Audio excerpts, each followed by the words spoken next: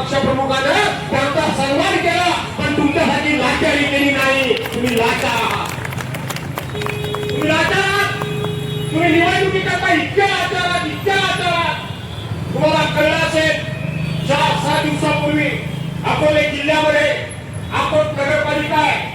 की अकोट नगरपालिकेमध्ये ज्यांच्या वाऱ्याला, ज्यांच्या सावलीला किंवा ज्यांच्या जवळ माझा मुस्लिम बांधव सुद्धा उभा राहत नाही, त्या MIM बरोबर, त्या MIM बरोबर या ठिकाणी आघाडी केली. याने भारतीय जनता पार्टीने युती केली.